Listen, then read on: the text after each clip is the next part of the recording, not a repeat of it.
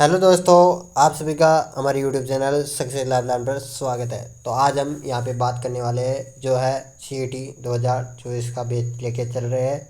इसके अंदर हम बात करने वाले हैं आपके जो मोस्ट इम्पोर्टेंट शॉर्ट नोट होते हैं जीके के अंदर, जो कि लगभग हर एग्ज़ाम में पूछे जाते हैं, वो क्वेश्चन हम यहाँ पे करने वाले हैं। तो आप लगभग अंतिम तक जुड़े रहना और मैं श्योर कर दूँ कि ये जो मैं पर्सन करा रहा हूँ जो आपके लिए बहुत ही इंपॉर्टेंट होने वाले हैं। आप CET के अंदर बेहतर स्कोर कर पाओगे। तो इसके अंदर करते हैं राजस्थान के प्रमुख साक्य। तो अब हम यहाँ पे क्या बात करने वाले हैं, राजस्थान के प्रमुख साक्य। तो इसके अंदर हम बात कर लेते हैं राजस्थान के प्रमुख साक्य। राजस्थान के प्रमुख साक्य के अंदर आता है रणथंभौर का साका। तो रणथंभौर का साका हम यहाँ पे चर्चा करने वाले हैं, जिसके अंदर आप ऐसे ही कमेंट करते रहिए। और ये सन 1301 में अलाउद्दीन खिलजी के ऐतिहासिक आक्रमण के समय हुआ था। मतलब जो रणथंभौर का साका था वो सन 1301 में अलाउद्दीन खिलजी के ऐतिहासिक आक्रमण के समय हुआ था। इसमें हमीरदेव चौहान के विश्वासघात के फलस्वरूप परिणाम स्वरूप वीर गति को प्राप्त हुआ तथा उसकी पत्नी रंगा देवी ने जोहर किया था। मतलब जो ये रणथंभौर का साका है आपके लिए बहुत ही इम्पोर्टेंट होने वाला है। इसमें क्या हुआ था, अलाउद्दीन खिलजी के ऐतिहासिक आक्रमण का समय हुआ था, जिसके अंदर अमीरदेव चौहान था, उसके साथ विश्वासघात हुआ था, जिसके परिणाम स्वरूप क्या हुआ था, वीर गति को प्राप्त हुआ और उसकी पत्नी रंगा देवी ने जोहर किया था। इससे राजस्थान के गौरवशाली इतिहास का प्रथम शाखा माना जाता है। तो प्रथम शाखा क्या हो जाएगा, रणथंभौर का शाखा ये प्रथम शाखा हो जाएगा। अब इसके बाद में जो शाखा आता है वो नंबर सेकंड हो जाता है, वो है चित्तौड़गढ़ के शाखे। रणथंभौर के शाखे के बाद में क्या हो जाएगा, चित्तौड़गढ़ के शाखे। हाँ, आपने जो रणथंभौर का जो यहाँ पे कमेंट किया है वो उसके लिए आपको क्या करना पड़ेगा, अब चित्तौड़गढ़ के शाखे को भी याद कर लेना है। तो इसके अंदर चित्तौड़गढ़ का शाखा सेकंड नंबर का शाखा है। जो चित्तौड़गढ़ में सर्वाधिक 3 शाखे हुए हैं। चित्तौड़गढ़ में कितने शाखे हुए हैं, सर्वाधिक 3 शाखे हुए। तो आपको याद रखना है, फर्स्ट था रणथंभौर का शाखा, दूसरा था चित्तौड़गढ़ के शाखे। ओके, तो इसके बाद में जो शाखा हुआ था, मतलब इसके अंदर जो 3 शाखे हुए थे तो इसके अंदर कौन, चित्तौड़गढ़ के अंदर 3 शाखे हुए थे। प्रथम शाखा था ये सन 1303 में राणा रतन सिंह के शासनकाल में अलाउद्दीन खिलजी के चित्तौड़गढ़ पर आक्रमण के समय हुआ था। मतलब जब राणा रतन सिंह के समय शासनकाल में क्या होता, अलाउद्दीन खिलजी के चित्तौड़गढ़ पर आक्रमण के समय ये प्रथम शाखा हुआ था। इसके अंदर इसमें रानी पद्मिनी सहित स्त्रियों ने जोहर किया था, जिस कारण से ये प्रथम शाखा कहलाता है। तो 1303 में आपको याद रखना है, प्रथम शाखा 1303 में राणा रतन सिंह के शासनकाल में अलाउद्दीन खिलजी ने जो चित्तौड़गढ़ पर आक्रमण किया था, जिस कारण से ये प्रथम शाखा हुआ था। जो दूसरा शाखा आता है वह है चित्तौड़गढ़ के अंदर दूसरा शाखा आता है वह है द्वितीय शाखा। ये 1535 ईस्वी में राणा विक्रमादित्य के शासनकाल में गुजरात के सुल्तान बहादुर शाह के आक्रमण के समय हुआ था। मतलब जो बहादुर शाह का आक्रमण हुआ था विक्रमादित्य के शासनकाल में, उस शाखे में मतलब उस समय ये शाखा हुआ था। इसमें क्या हुआ था, इसमें रानी करमवती के नेतृत्व में स्त्रियों ने जोर किया था। इस शाखे में क्या हुआ था कि करमवती थी, उन्होंने जोर किया था। तो रणथंभौर मतलब जो चित्तौड़गढ़ था उसके अंदर दूसरा शाखा हुआ, जिसके अंदर करमवती ने, और प्रथम शाखे के अंदर पद्मिनी ने क्या किया था, जोहर किया था। तो अब हम तीसरा शाखा भी देख लेते हैं। इसका चित्तौड़गढ़ का जो तीसरा शाखा था वो था ये मतलब 1568 में राणा उदय सिंह के शासनकाल में हुआ था। राणा उदय सिंह थे, उनके शासनकाल में हुआ था। इस पे किसने आक्रमण किया था, अकबर के आक्रमण के समय हुआ था। अकबर ने इस पे आक्रमण किया था, जिसमें क्या था, जयमल और पत्ता के नेतृत्व में चित्तौड़ की सेना ने मुगल सैन्य को जमकर, मतलब जयमल और जो थे उन्होंने क्या किया था, जमकर मुकाबला किया था, मुगल सेना को जमकर मुकाबला किया था। और क्या किया था, स्त्रियों ने जोहर कर लिया था। तो तीसरा शाखा भी ये मोस्ट इंपॉर्टेंट हो जाता है। तो आपको क्या क्या याद रखना है कि चित्तौड़गढ़ के अंदर 3 शाखा हुए थे। प्रथम शाखा था जिसके अंदर पद्मिनी थी, पद्मिनी ने क्या किया था, जोहर किया था।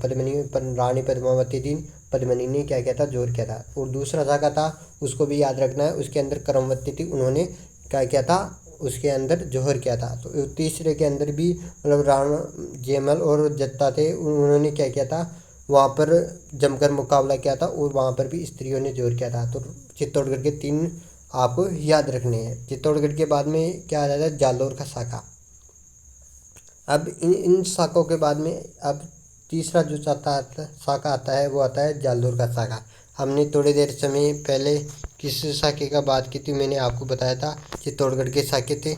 अब जो हमारा तीसरा साका आता है वो साका है जालौर का साका। तो ये मोस्ट इम्पोर्टेंट हो जाता है चित्तौड़गढ़ का साका। जिसके बाद में आता है जालौर का साका। कन्नड़ देव के शासनकाल में 1311 से 12 में अलाउद्दीन खिलजी के आक्रमण के मतलब जो अलाउद्दीन खिलजी था उन्होंने 1311 से 12 में क्या किया था, जालौर पर आक्रमण कर दिया था। तो कन्नड़ देव के शासनकाल में किया था। तो ये जालौर का साका कहलाता है। ओके, तो ये आपको क्या करना है, याद कर लेना है। ये तीसरा साका हो जाता है। पहला था रणथंभौर, दूसरा था जो चित्तौड़गढ़ का साका हो जाता है, उसके अंदर 3 साके थे। इसके बाद में जालौर का साका हो जाता है। अब हम जो चौथा साका पढ़ेंगे वो है गागरोन के किले के साके। तो गागरोन के किले के साके, जालौर के साके के बाद में गागरोन के किले के साके पढ़ लेते हैं। इसके अंदर प्रथम साका आता है 1423 ईस्वी में अचलदास के शासनकाल में मांडू के सुल्तान औसंगा शाह के आक्रमण मतलब जो औसंग शाह थे उन्होंने आक्रमण किया था, उनके समय में ये प्रथम साका हुआ था। मांगरोन के साका को भी आपको याद कर लेना है। अब इसके बाद में मतलब मांगरोन के साके में दूसरा साका आता है। ये सन 1444 में मांडू के सुल्तान महमूद खिलजी के आक्रमण के समय हुआ था। जो महमूद खिलजी थे उन्होंने इस पर आक्रमण कर दिया था। तो ये साका क्या हो जाता है कि द्वितीय साका सन 1444 में मांडू के सुल्तान महमूद खिलजी के आक्रमण के समय हुआ था। तो ये आपको क्या कर लेना है, याद कर लेना है। इसके अंदर द्वितीय साका भी हो जाता है। तो अब चौथे के बाद में हमारा जो आता है पांचवा साका आता है जैसलमेर के डाई साके। मतलब जो जैसलमेर था उसके डाई साके आते हैं, जो कि 5वां नंबर का साका हो जाता है। प्रथम था मैंने आपको बता दिया रणथंभौर, चित्तौड़गढ़, जालौर और मांडरोल। तो आपको अब क्या करना है, जैसलमेर का भी याद कर लेना है। तो जैसलमेर का आपको क्या कर लेना, याद कर लेना। इसके अंदर क्या हुआ था, जैसलमेर में कुल 2.5 साके होना माना जाता है। मतलब इसके तीसरे साके में वीरों ने केसरिया तो किया था किंतु जौहर नहीं हुआ, इस कारण इसको अर्ध साका कहा जाता है। मतलब उन्होंने क्या किया था, वीरों ने मतलब वहाँ पर जौहर तो किया था लेकिन उनका जौहर क्या हुआ, नहीं हुआ। तो इस कारण से इसको क्या कहता है, अर्ध शाखा कहा जाता है। ये अर्ध शाखा की श्रेणी में आता है। तो आपको ये भी याद कर लेना है। इसके बाद में जो अपना जो शाखा आता है वो है प्रथम शाखा। जो हमारा हम यहाँ पे जो शाखा पढ़ रहे हैं ना, उस शाखे के अंदर आता है प्रथम शाखा। तो ये अलाउद्दीन खिलजी के आक्रमण के समय हुआ था। ये शाखा क्या हुआ था, अर्ध शाखा था। ये प्रथम शाखा अलाउद्दीन खिलजी के आक्रमण के समय हुआ था। तो ये क्या आपको याद कर लेना है। जो हमारा द्वितीय शाखा आता है, इसके अंदर जो अर्ध शाखा की श्रेणी में आता है वह है ये फिरोज शाह तुगलक के आक्रमण के समय हुआ था। जो फिरोज शाह तुगलक थे उनके आक्रमण के समय ये शाखा हुआ था। तो इसको आपको याद कर लेना है। ये शाखे में जो आपको करा रहा हूँ वो आपके लिए बहुत ही इम्पोर्टेंट है। और तीसरा क्या हो जाता है, अर्ध शाखा मतलब जो मतलब 2 थे वो तो आपके पूरा हो गए थे, लेकिन जो तीसरा था वो आधा रहे। ये लूणकरण के शासनकाल में कंधार के शासक अमीर अली के आक्रमण के समय हुआ था। हाँ, आप ऐसे ही कमेंट करते रहिए जिससे आपका भी हौसला उजागर होता रहे। इसके अंदर ये लूणकरण के शासन काल में हुआ था। जो लूणकरण था उनके शासन काल में ये हुआ था, अमीर अली के आक्रमण के समय हुआ था। जो अमीर अली थे उनके आक्रमण करने के कारण ये तीसरा शाखा था, जिसे अर्ध शाखा भी कहते हैं। तो इसलिए क्या हो जाता है, 2.5 शाखा हो जाते हैं। तो ये मैंने आपको करा दिया है। अब इसके बाद में जो आता है मतलब जो मैंने आपको कितने शाखा कराए वो आपको याद रखना है। मतलब मैंने आपको 5 शाखा करा दी है। 5 शाखाओं को आपको याद कर लेना है। अब मैं आपको क्या करा रहा हूँ, महिलाओं के आभूषण यहाँ पे करा देता हूँ, क्योंकि महिलाओं के आभूषण आपके लिए बहुत ही इम्पोर्टेंट है। और ये लगभग सीईटी के सभी एग्जामों में पूछा जाता है। सीईटी में जितने भी एग्जाम हुए हैं अब तक, उसके अंदर महिलाओं के आभूषण पूछे जाते हैं। तो आपके लिए ये बहुत ही इम्पोर्टेंट होने वाला है। तो हम ये पार्ट अभी स्टार्ट कर देते हैं। तो इसके अंदर आता है महिलाओं के आभूषण। महिलाओं के आभूषण अब आपके लिए मोस्ट इम्पोर्टेंट होने वाले हैं। तो हम क्या करते हैं, पहले सिर के आभूषण देख लेते हैं कि सिर के अंदर कौन कौन से आभूषण होते हैं। क्योंकि ये मतलब आपको याद भी रखना है कि सिर के अंदर कौन कौन से आभूषण होते हैं। तो इसके अंदर आता है शीशफूल, दूसरा आता है रकड़ी, जो अपनी रकड़ी होती है ना वो आती है। फिर तीसरा बोर, चौथा टिकड़ा और चौथा मेमन। तो आपको क्या करना है, मतलब 5 आपको याद रखने हैं, शीशफूल, रकड़ी, बोर, टिकड़ा और मेमन। सिर के आभूषण शीशफूल, रकड़ी, बोर, टिकड़ा और मेमन। तो आपको ये क्या करना है, अभी का अभी याद कर लेना है। अभी याद मतलब अगर आपको याद है तो आप यहाँ पे लर्न कर लेंगे। इसके बाद में जो दूसरा आता है वो आता है मस्तक के आभूषण। सिर के आभूषण के बाद में क्या आता है, मस्तक के आभूषण, जिसे हम माता भी बोलते हैं। और इसके अंदर आता है बोला, टीका, मांग, दामिनी। और पांचवा आता है सांकली। छठा आता है फीणी। सातवां आता है तीदी ब्लोको। और आठवां आता है बिंदी, जो कि मोस्ट इम्पोर्टेंट है। अब मैं आपको बता दूं कि जो माता होता है मस्तक के आभूषण, इसके अंदर आता है बोला, जो कि आप सभी जानते होंगे। इस दूसरा आता है टीका, फिर तीसरा आता है मांग टीका, और फिर दामिनी, फिर सांकली, फिर फीणी, और फिर बाद में आता है टीडी ब्लको, और आठवां हमारे आता है बिंदी। तो आठों को आपको क्या कर लेना है, मस्तक के आभूषण आपको याद कर लेने हैं। इसके बाद में जो तीसरा आभूषण आता है वो आता है नाग के आभूषण। हमने सिर के कर लिए, और हमने मतलब हमारे सिर के करने के बाद में माथा था उसके कर लिए। अब हम यहाँ पे करते हैं नाक के आभूषण।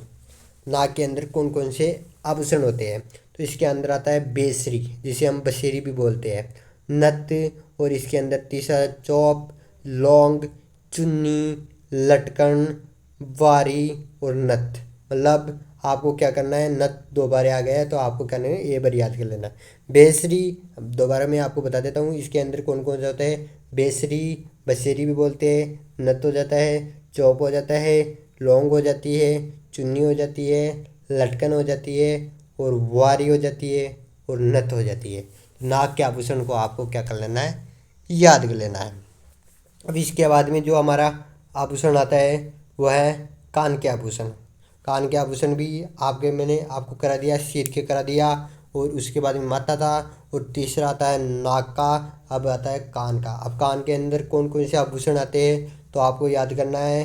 हाँ, तो इसके अंदर आता है झुमका, टॉप्स, कर्णफूल और सुरलिया। और इसके बाद में जो पांचवा आता है वह है बुचारिया। और हमारे पास छठा आता है वह है टोटी। सातवां आता है हमारे पास पाटी सुलिया। और आठवां बाली। और नौवां आता है औंगड़ियाँ। दसवां आता है मोरफवर। और 11वां आता है मुर्गी। तो आपको कान के आभूषण भी आपको यहाँ पे लर्न करने रहा है, जो कि है झुमका, टॉम्स, कर्णफूल, सुरलिया, बुचारिया, टोटी, पाटी सुलिया, बाली, औंगड़ियाँ, मोरफवर और मुर्गी। आपको क्या कर लेना है, 11 के 11 आपको लर्न करने ला, जो कि आपकी सीईटी के लिए मोस्ट इम्पोर्टेंट होने वाले। इसके बाद में दांत के आभूषण भी आपको यहाँ पे देख लेना है कि दांत के कौन कौन से आभूषण हैं। दांत के आभूषण है रक्कन और चूप।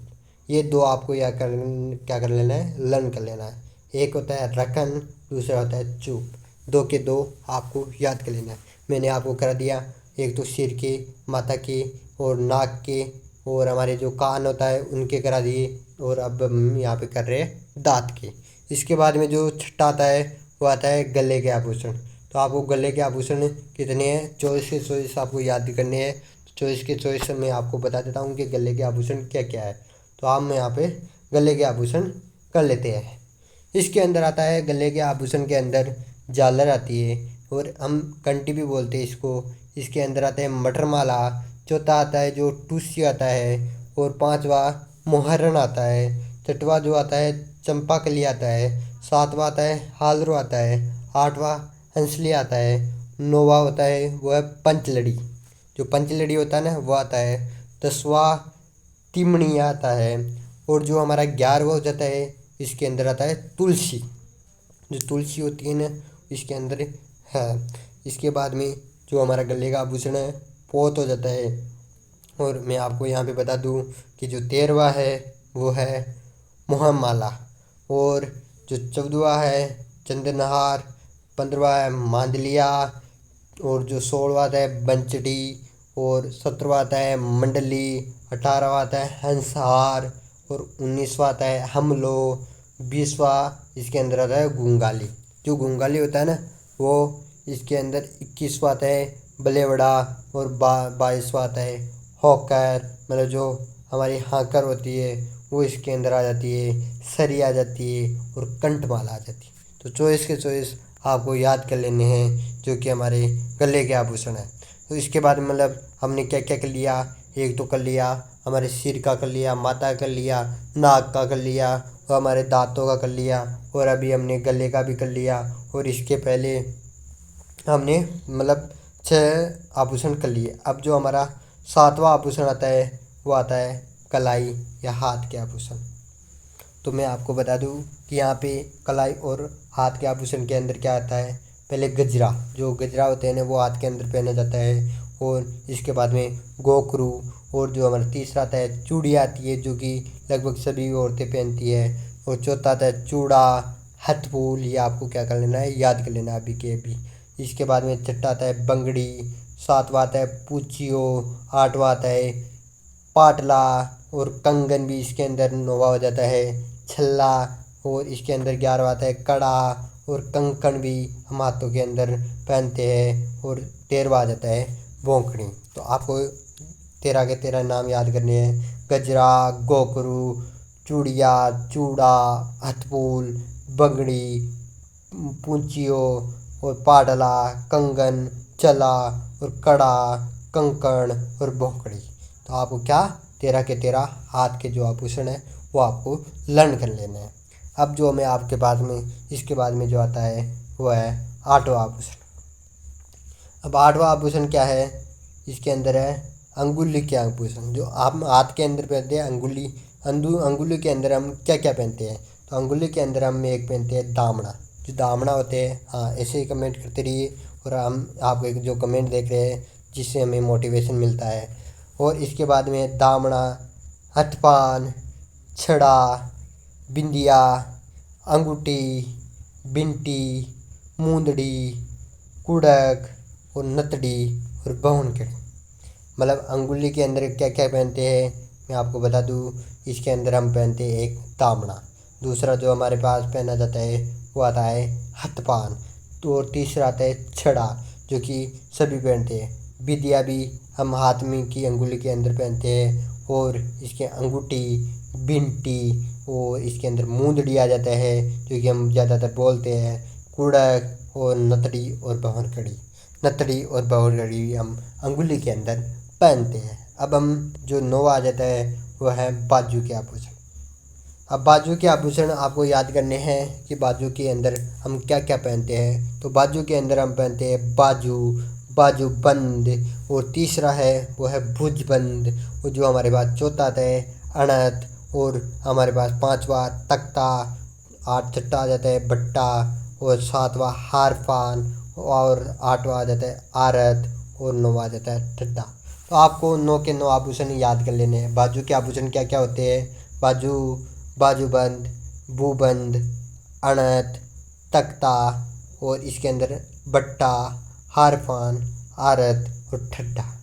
तो आपको ये 9 के 9 आभूषण याद कर लेने हैं। इसके बाद में जो हमारा 10वां आभूषण आता है वो आता है कमर के आभूषण।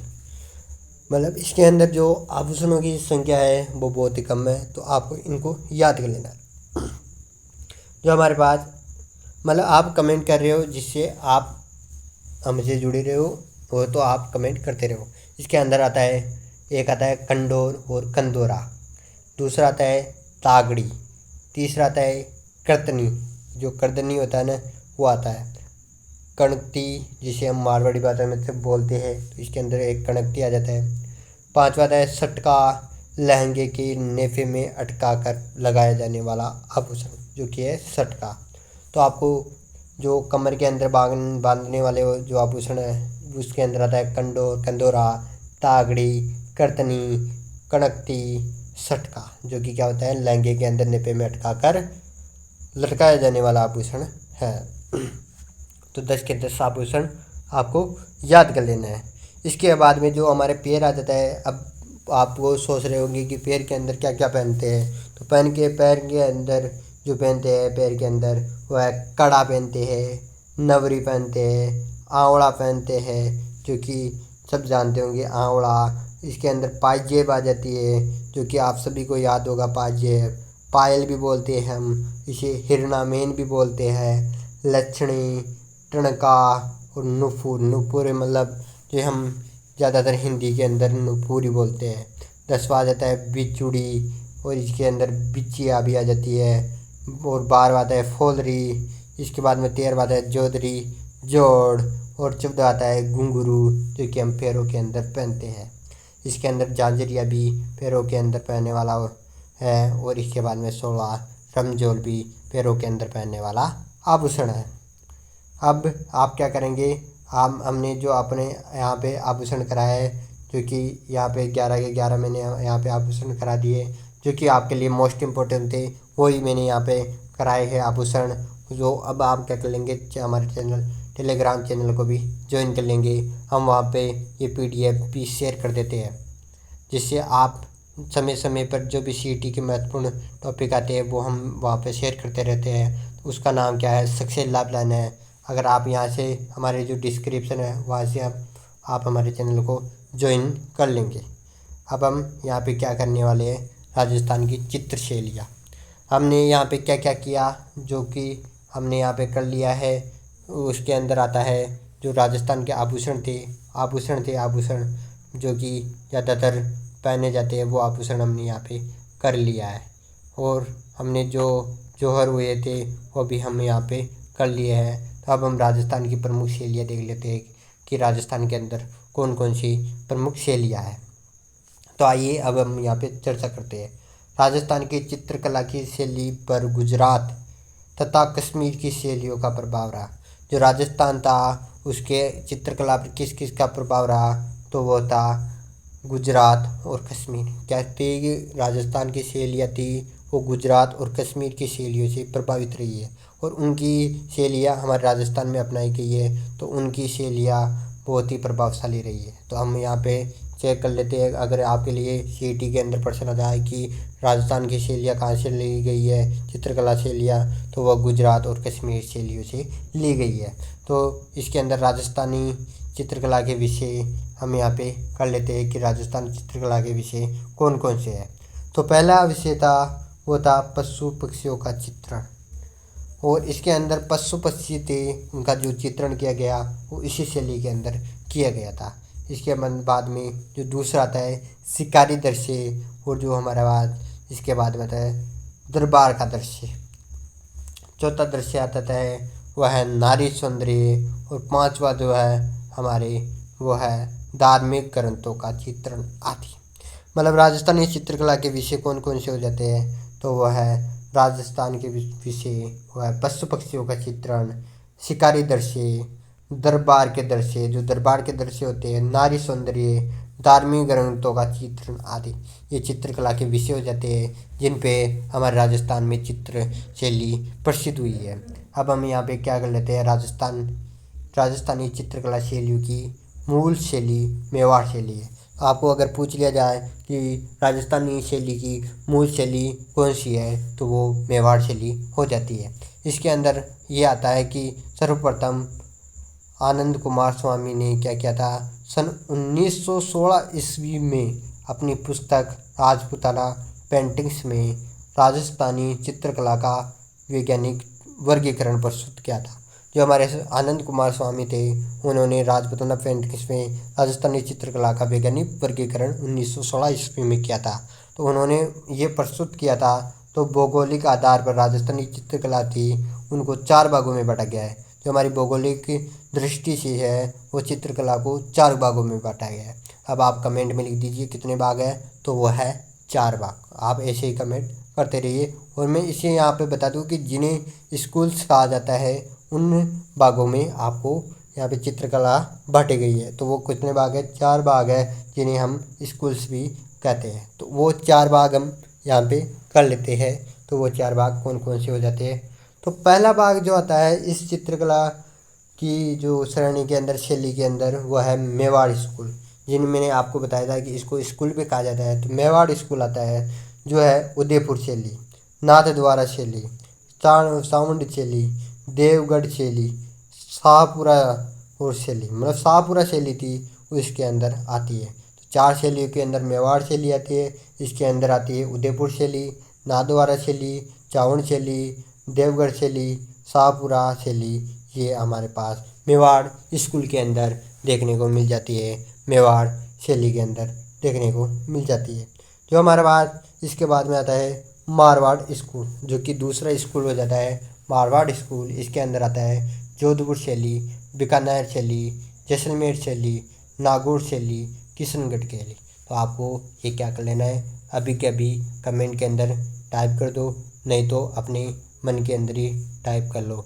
ये आपको याद कर लेना है, जोधपुर शैली, बीकानेर शैली, जैसलमेर शैली, नागौर शैली और किशनगढ़ की शैली। ये सीईटी के अंदर लगभग पूछा ही जाता है। और जो हमारा तीसरी स्कूल हो जाती है वो है ढूंढार स्कूल, जिसके अंदर कौन कौन सी शैली आती है, जयपुर शैली आती है, आमेर शैली आती है, उनियारा शैली आती है, शेखावटी शैली आती है, अलवर शैली आती है। तो आपको क्या करना है, ढूंढार स्कूल के अंदर ये आती है, मतलब जयपुर शैली आती है, आमेर शैली आती है, उनियारा शैली आती है, शेखावटी शैली आती है और अलवर शैली आती है। तो आपको ये क्या कर लेना है, याद कर लेना है।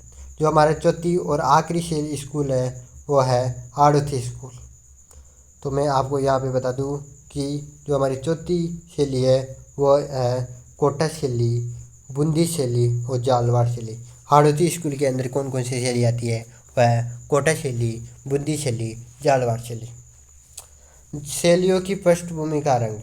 अब हमने यहाँ पे 4 स्कूल कर लिए जो कि मैंने आपको बता दिए हैं। अब हम यहाँ पे क्या कर लेते हैं, शैलियों की पृष्ठभूमि का रंग देख लेते हैं कि क्या क्या इनकी रंग है। तो हम शैलियों की पृष्ठभूमि के रंग है जो आता है हरा, जो कि है जयपुर की अलवर शैली से, मतलब जो हमारी जयपुर की अलवर शैली है उससे ये पृष्ठभूमि का रंग लिया गया है। तो आपको क्या कर लेना है, ये याद कर लेना है। गुलाबी या सफ़ेद, जो हमारा गुलाबी या सफ़ेद है, जो भी गुलाबी या सफ़ेद है वो कहाँ से लिया गया है, किशनगढ़ शैली से लिया गया है। तो हम यहाँ पे रंग देख लेते हैं, शैलियों की पृष्ठभूमि का रंग हरा जयपुर की अलवर शैली से लिया गया है, गुलाबी है वो किशनगढ़ शैली से लिया गया है, नीला है वो कोटा शैली से लिया गया है। तो इन शैलियों को क्या कर लेना है, आपको याद कर लेना है कि ये कौन कौन सी शैली कहाँ कहाँ से ली गई है, कौन से रंग की शैली कहाँ से ली गई है। अब हमारे पास जो आता है सुनहरी है वह है बूंदी शैली, और जो हमारे नीला हो जाती है कोटा शैली हो जाती है, सुनहरी हो जाती है बूंदी शैली हो जाती है। जो हमारी पीला होती है ना, पीला, वो हो जाती है जोधपुर व बीकानेर शैली। जो जोधपुर है और जो बीकानेर शैली है वो पीला रंग है वो वहाँ से लिया गया है। तो आपको क्या कर लेना है, पीला रंग भी याद कर लेना है। और लाल था वो था मेवाड़ शैली, जो हमारा लाल था वो कहाँ से लिया गया है, मेवाड़ शैली से लिया गया। तो आपको ये याद कर लेना है कि जो लाल रंग था शैलियों के अंदर वो कहाँ से लिया गया है, मेवाड़ शैली से लिया गया है। पशु तथा पक्षी, हाथी व चकोर, मेवाड़ शैली। जो मतलब पशु तथा पक्षी थे, अब हम उनके बारे में बात कर लेते हैं कि पशु पक्षी थे वो कौन सी शैली से लिए गए हैं। तो वो भी हम यहाँ पे बात कर लेते हैं। रंग के बाद में हम पशु पक्षियों पे आ गए। हाथी व चकोर थी वो मेवाड़ शैली से ली गई है। हाथी व चकोर मेवाड़ शैली से लिया गया है। जो हमारी शैली होती है उसके अंदर आता है चील या कौवा व ऊँट था वह जोधपुर तथा, वो भी मैं आपको बता देता हूँ। मतलब यहाँ पे अब हम पक्षियों का नाम याद करने वाले हैं। आपको अगर याद है तो अच्छी बात है, नहीं है तो आप यहाँ पे याद कर लो। तो जोधपुर मतलब हाथी व चकोर मेवाड़ से ली, और चील या कौवा व ऊँट कहाँ से ली गई, जोधपुर से ली गई। अब हम क्या कर लेते हैं, यहाँ पे बीकानेर शैली के बारे में बात कर लेते हैं। हमने पहले की थी वो शैली के बाद में अब कौन सी शैली आ जाती है, बीकानेर शैली आ जाती है। अब बीकानेर शैली के बारे में आप कमेंट के अंदर टाइप कर दो बीकानेर शैली।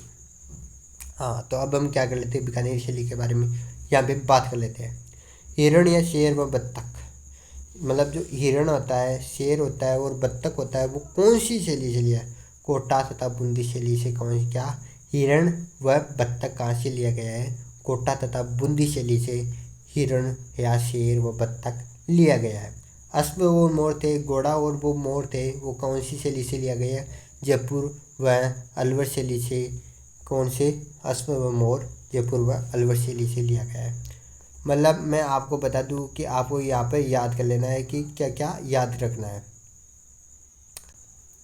अब इसके बाद में जो शैली आती है वो हमारे पास गाय व मोर नाद द्वारा शैली से लिया गया है। जो हमारी गाय व मोर था वो कौन से लिया गया है, वो नाथद्वारा शैली से लिया गया है। तो नाथद्वारा शैली को भी आपको यहाँ पर याद कर लेना है। तो इसके बाद में जो आता है पीपल या बरगद। पीपल जो बरगद होते हैं उनके बारे में भी हम यहाँ पे बात कर लेते हैं। पीपल और बरगद जयपुर तथा अलवर शैली से लिया गया है वृक्ष, जो कि अब हम यहाँ पे बात करने वाले हैं। यहाँ पे हमने क्या क्या बात कर ली है वो भी हम बात कर लेते हैं।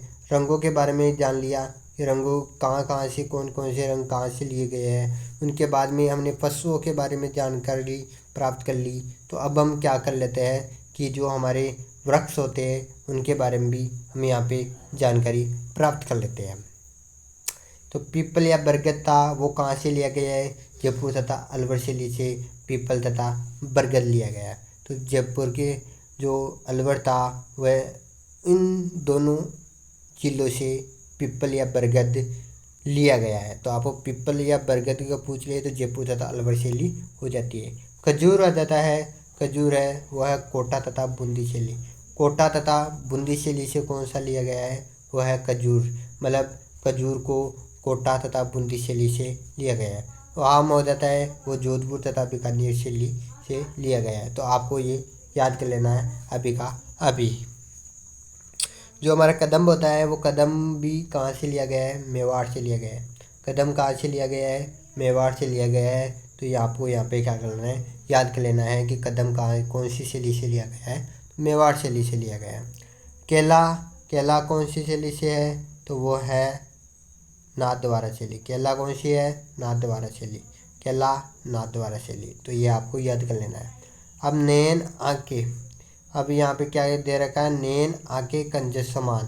तो ये कहाँ से लिया गया है? तो ये आपको याद कर लेना है बीकानेर शैली से लिया गया है, क्योंकि यहाँ पे क्या है? बीकानेर शैली से लिया गया है। अब मैं आपको बता दूँ कि यहाँ पे हम क्या बात करने वाले, कंजर या आंखें जो कि नैन होती है उनके बारे में हम बात करने वाले हैं। इसके अंदर कंजर समान आता है वो जो कि हम बीकानेर शैली से लिए गए हैं। तो आपको अब हम नैन या आंखें बता देते हैं। हमने क्या क्या बातें कर ली? तो हमें यहाँ पे रंग की बात कर ली, ये रंग कौन सी शैली से लिया गया है। उसके बाद में पशुओं की बात की थी, वो भी हम यहाँ पे बात कर चुके हैं।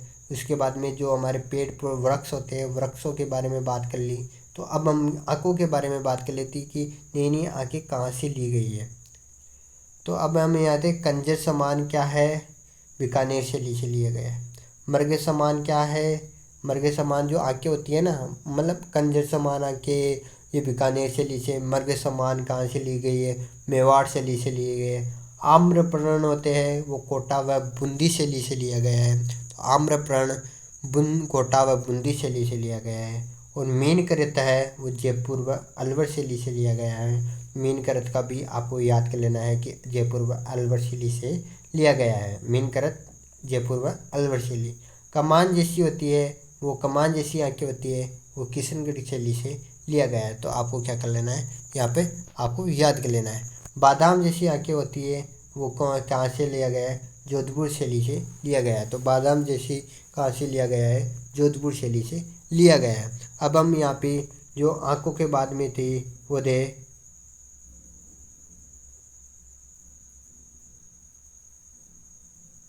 अब हम यहाँ पे बात कर लेते हैं उदयपुर शैली। अब हम यहाँ पे किसकी बात कर लेते हैं? उदयपुर शैली की बात कर लेते हैं, जो कि राजस्थानी चित्रकला की मूल शैली है। राजस्थान चित्रकला की क्या है? मूल शैली है। तो इसके बारे में अब हम यहाँ पे बात कर लेते हैं। राजस्थानी उदयपुर शैली राजस्थानी चित्रकला की मूल शैली है। इसमें क्या हुआ? शैली का प्रारंभिक विकास कुंभा के काल में हुआ था।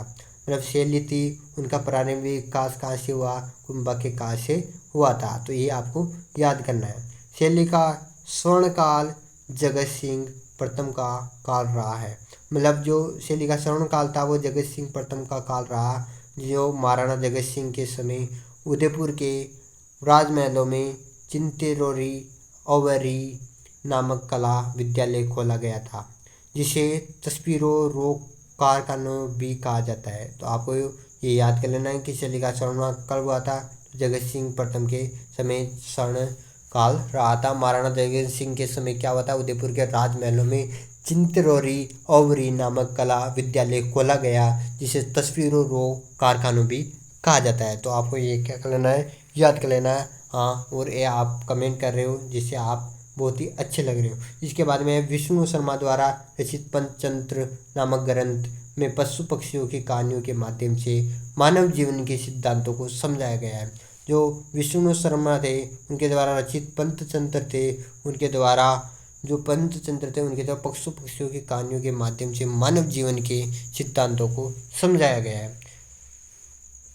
अब हम यहाँ पे जो कर रहे हैं, पंचतंत्र का पारसी अनुवाद कलीला दामना है, जो एक रूपात्मक कहानी है।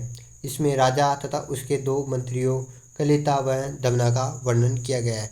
जो पंचतंत्र था उसके अंदर क्या क्या है, पंचतंत्र था उसके अंदर क्या क्या है, कलिता व दमना का वर्णन किया गया है। तो अब हम दूसरी शैली का बात कर लेते हैं। और ये कौन सी शैली थी उसके बारे में बात कर लिए, मतलब जो हमारी शैली थी उदयपुर शैली, उसके बारे में हम यहाँ पे बात कर रहे थे, उदयपुर शैली की बात कर रहे थे।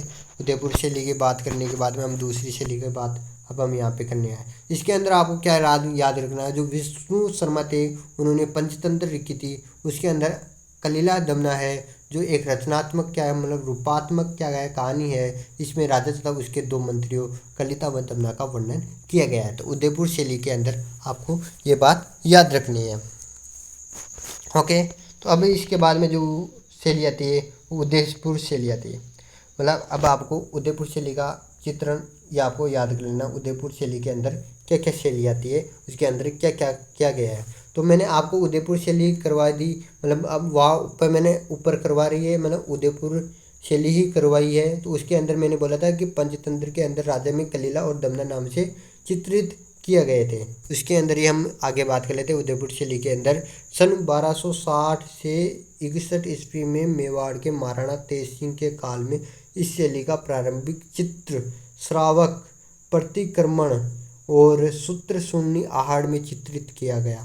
मतलब जो महाराणा तेज सिंह के काल में क्या हुआ था, इस शैली का प्रारंभिक चित्र श्रावक, प्रतिक्रमण, सूत्र शून्य आहड़ में चित्रित किया गया था। तो आपको ये क्या कर लेना है, याद कर लेना है। उदयपुर शैली के ये मोस्ट इंपॉर्टेंट हो जाता है, जिसका चित्रकार कमलचंद था। इसका चित्र महाराणा तेज सिंह का चित्रकार कौन था, ये चित्रकार कमलचंद था। तो आपको ये क्या कर लेना है, याद कर लेना है। सन 1423 ईस्वी में महाराणा मोकल के समय सुपान है चरियम नामक चित्रकार हीरानंद के द्वारा चित्रित किया गया। मतलब सन 1423 ईस्वी में महाराणा मोकल थे, उनके समय में सुपासनचर्यम नामक चित्रकार हीरानंद के द्वारा चित्रित किया गया था। अब यहाँ पे प्रमुख चित्रकार मनोहर लाल, साहिबदीन, महाराणा जगत सिंह प्रथम के दरबारी चित्रकार और कृपाराम अमरा आदि। मतलब जो महाराणा जगत सिंह के प्रथम दरबारी चित्रकार थे कौन से, साहिबदीन, वो भी यहाँ पे चित्रकार थे। तो आपको ये यहाँ पर याद कर लेना है। चित्रित ग्रंथ कौन कौन से हो जाते हैं वो भी हम यहाँ पे बता देते हैं कि चित्रित ग्रंथ कौन कौन से हैं। तो एक हो जाता है आर्ष रामायण, मनोहर व साहिबदीन द्वारा। आर्ष रामायण थी वो चित्रित किसके द्वारा की गई थी, वो मनोहर व साहिबदीन द्वारा की गई थी। वो गीत गोविंद साहिबदीन द्वारा चित्रित की गई थी। तो गीत गोविंद को भी आपको याद कर लेना है। तो गीत गोविंद को किसके द्वारा की गई थी, साहिबदीन द्वारा ये चित्रित की गई थी। अब जो हमारे बाद में आता है चित्रित विषय। चित्रित विषय क्या क्या है तो आपको यहाँ पे याद कर लेना है। मेवाड़ चित्रकला शैली में धार्मिक विषयों का चित्रण किया गया। जो मेवाड़ चित्रकला शैली थी उसके अंदर धार्मिक विषयों का, जो धर्म के प्रति जो विषय होते हैं उनका चित्रण किया गया था। इस शैली में क्या हुआ था कि रामायण, महाभारत, रसिक प्रिया, गीत गोविंद इत्यादि ग्रंथों पर चित्र बनाए गए थे। जो इस शैली के अंदर जो उदयपुर शैली आती है उसके अंदर रामायण, महाभारत, रसिक प्रिया, गीत गोविंद इत्यादि ग्रंथों पर चित्र बनाए गए। मेवाड़ चित्रकला शैली पर गुर्जर तथा जैन शैली का प्रभाव रहा। जो गुर्जर और जैन शैली थी उनका इस शैली पर प्रभाव रहा, मेवाड़ चित्रकला शैली पर। अब हम जो शैली आती है वो आती है नाथद्वारा शैली। अब हम यहाँ पे नाथद्वारा शैली के बारे में बात कर लेते हैं। इसके अंदर आता है नाथद्वारा मेवाड़ रियासत के अंतर्गत आता है था। मतलब जो नाथद्वारा आता है वो नाथद्वारा मेवाड़ रियासत के अंतर्गत आता था। जो वर्तमान में राजसमंद जिले में स्थित है। जो राजसमंद है उसके अंदर नाथद्वारा शैली स्थित है, तो आपको ये याद कर लेना है। यहाँ स्थित श्री नाथ जी मंदिर का मेवाड़ मतलब जो निर्माण मेवाड़ के महाराजा राज सिंह ने कब किया था? 1671 से 1672 में करवाया था। तो आपको यह याद रखना है कि नाथद्वारा मंदिर था वो मेवाड़ के महाराणा राज सिंह ने 1671 से 72 में करवाया था। ये मंदिर पिच्चावाई कला के लिए प्रसिद्ध है, मतलब जो पिच्चावाई कलाएँ होती है उसके लिए ये प्रसिद्ध है, जो वास्तव में नाथद्वारा शैली का रूप है। हाँ, तो आप ऐसे ही बढ़िया बढ़िया कमेंट करते रहिए। वास्तव में नाथद्वारा शैली का रूप है, वास्तव में जो होती नाथद्वारा शैली का ये रूप है। इस चित्रकला में जो नाथद्वारा चित्रकला मतलब जो थी वो है, इस चित्रकला शैली का विकास मथुरा के कलाकारों द्वारा किया गया था। जो मथुरा के कलाकार थे उनके द्वारा इस चित्रकला का विकास किया गया था। महाराणा मतलब जो महाराजा राज सिंह का काल इस शैली का स्वर्ण काल कहलाता है। जो महाराजा राज सिंह थे उसका जो काल था उस समय इस चित्रकला का क्या कहला जाता है? जो शैली थी उसका स्वर्ण काल कहलाता है। चित्रित विषय थे वो कौन कौन से हो जाते हैं? श्री कृष्ण की बाल लीलाएं, जो श्री कृष्ण की बाल लीलाएं थी वो इसकी चित्रित विषय हो जाती है। गत्तालों का चित्रण, यमुना स्नान, अन्नकूट महोत्सव आदि इसके चित्रित विषय हो जाते हैं। चित्रकला मतलब जो चित्रकार थे वो कौन कौन थे? केतदान, घासीराम आदि इसके जो चित्रकार है वो हो जाते हैं। तो आपको याद रखना है चित्रविधि श्री कृष्ण की बाल लीलाएं, गतालों का चित्रण, यमुना स्नान, अन्नकूट महोत्सव आदि चित्रकार कौन थे? केतदान, घासीराम आदि इसके चित्रकार थे। अब इसके बाद में जो शैली आती है वो शैली आती है देवगढ़ शैली। मतलब आपको मैं यहाँ पे जो शैलियाँ करा रहा हूँ वो मोस्ट इम्पोर्टेंट है सीईटी के लिए, तो आपको ये वीडियो देखना बहुत ही इम्पोर्टेंट हो जाता है। अब मैं आपको बताता हूँ जो देवगढ़ शैली है जो नाथद्वारा होती है उसके बाद में देवगढ़ शैली आती है। इस शैली के अंदर है, इस शैली का प्रारंभिक विकास महाराजा द्वारिकाधीश चुंडावत के समय हुआ था।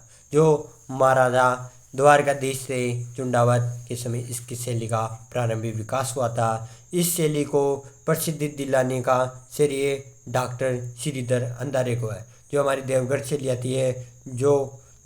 आती है उसके अंदर डॉक्टर श्रीधर अंधारे को इसका क्या है प्रसिद्धि दिलाने का श्रेय जाता है। इसके अंदर जो चित्रकार थे वो चित्रकार आपको याद करना है, मतलब मैंने आपको यहाँ पे चित्रकार कराया है वो भी आपको याद करने हैं।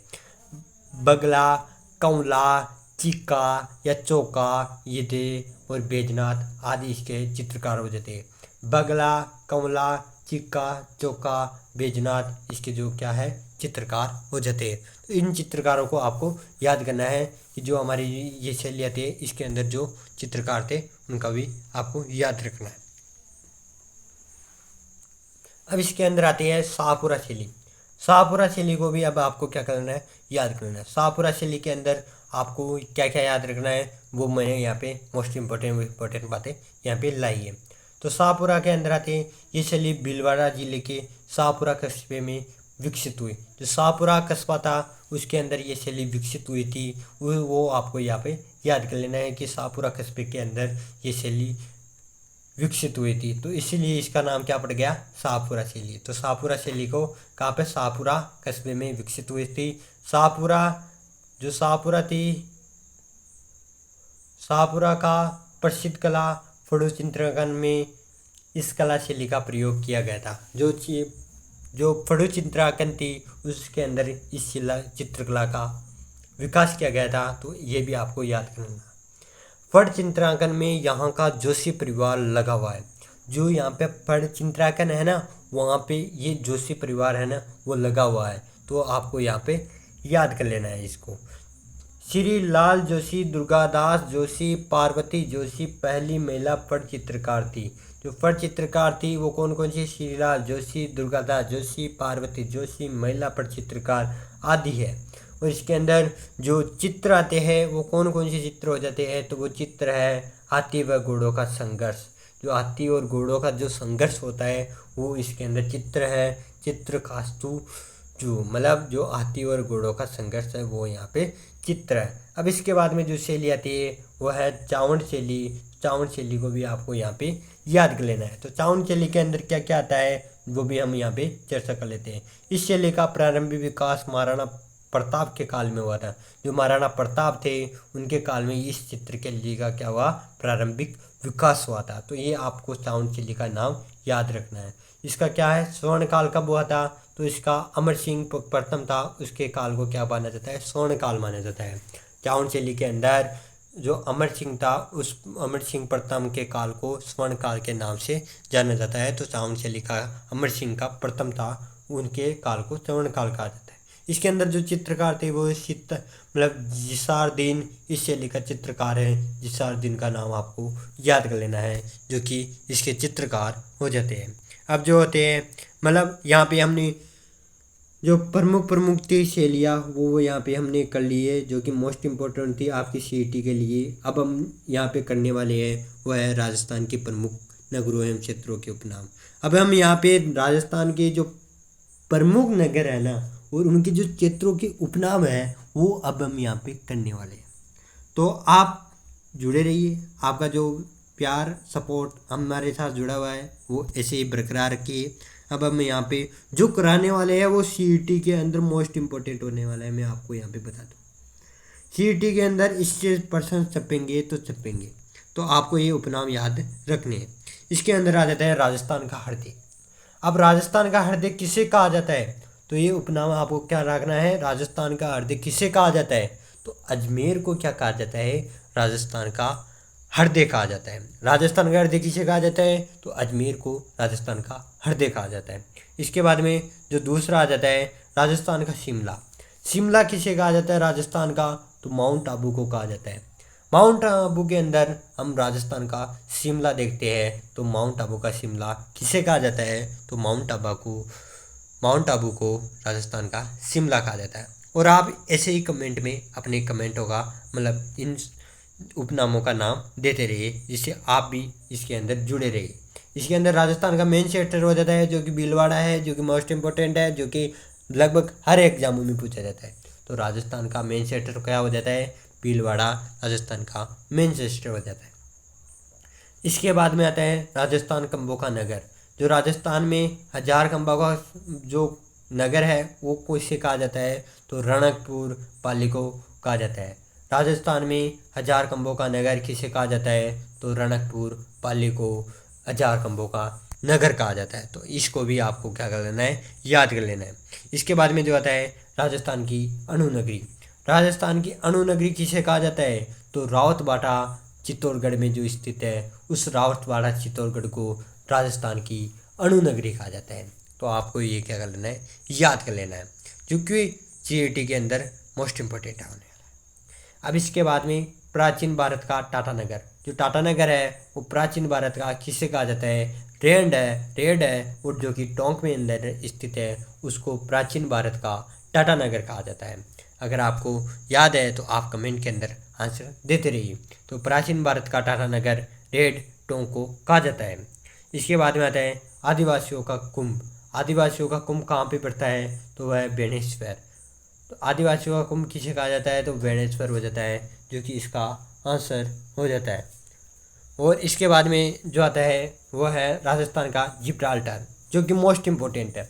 राजस्थान का जिब्राल्टर किसे कहा जाता है, तो तारागढ़ अजमेर को राजस्थान का जिब्राल्टर कहा जाता है। तो ये आपको क्या कर लेना है, याद करना है कि राजस्थान का जिब्राल्टर किसे कहा जाता है, तो वो तारागढ़ अजमेर हो जाता है। अब इसके बाद में जो आता है वह है मेवाड़ का मैराथन।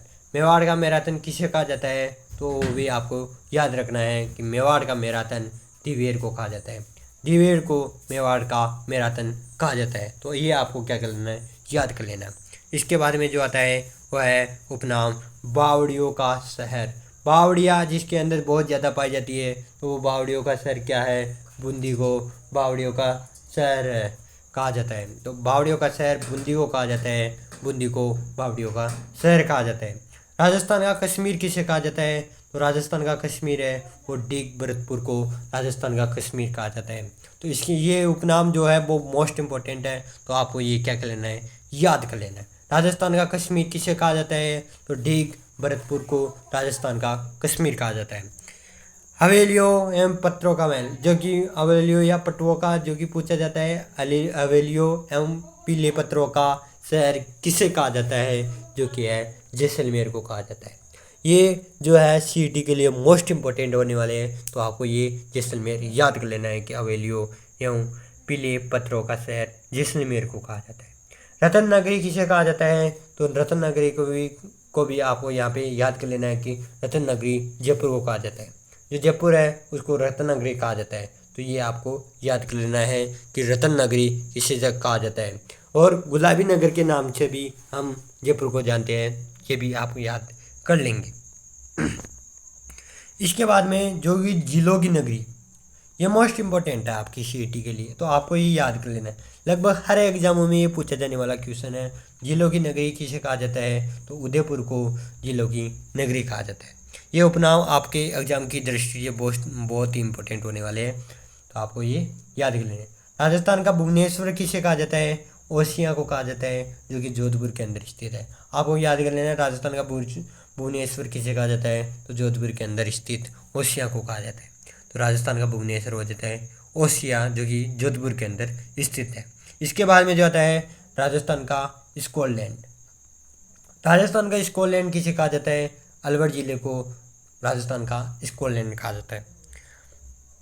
ये उपनाम आपके लिए बहुत ही इंपॉर्टेंट होने वाले हैं। इसके बाद में आता है राजस्थान का गौरव। राजस्थान का गौरव किसे कहा जाता है? चित्तौड़गढ़ को राजस्थान का गौरव कहा जाता है। मतलब जो पढ़े भी नहीं होंगे ना, उनके लिए भी ये मोस्ट इंपॉर्टेंट होने वाला है कि राजस्थान का गौरव चित्तौड़गढ़ को कहा जाता है। आप यहाँ पर ही इसको याद कर लेना, जिससे आपकी सीईटी के अंदर बेहतर स्कोर कर पाओ। राज्य की शैक्षिक नगरी कौन सी है? कोटा। राजस्थान की शैक्षिक नगरी कौन सी है? कोटा है, जो कि राजस्थान की शैक्षिक नगरी हो जाती है। शिक्षा के अंदर जो कि नगरी होती है, शिक्षा के अंदर फर्स्ट आती है, वो है कोटा हो जाती है। राज्य की शैक्षिक नगरी कोटा। इसके बाद में जो आता है तार मरुस्थल, तो ये है तार मरुस्थल प्रवेश द्वार। तार का मरुस्थल का प्रवेश द्वार किसे कहा जाता है? जोधपुर को तार मरुस्थल का प्रवेश द्वार कहा जाता है। तो ये आपको क्या कर लेना है, याद कर लेना है कि तार के मरुस्थल का प्रवेश द्वार किसे कहा जाता है? तो वो जोधपुर को कहा जाता है। और यहाँ का आपको क्या करना है, इसको शेयर कर देना है, या टेलीग्राम चैनल है वो ज्वाइन कर लेना है। उस टेलीग्राम चैनल को हमारे ज्वाइन कर लेना, वो लिंक हमारे डिस्क्रिप्शन में मिल जाएगी।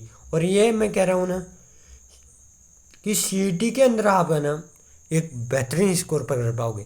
आप इन क्लासों को कर लोगे तो आप सीईटी के अंदर एक बेहतर स्कोर कर पाओगे। तो अब मिलते हैं हम अगले वीडियो में, तब तक के लिए जय हिंद जय भारत।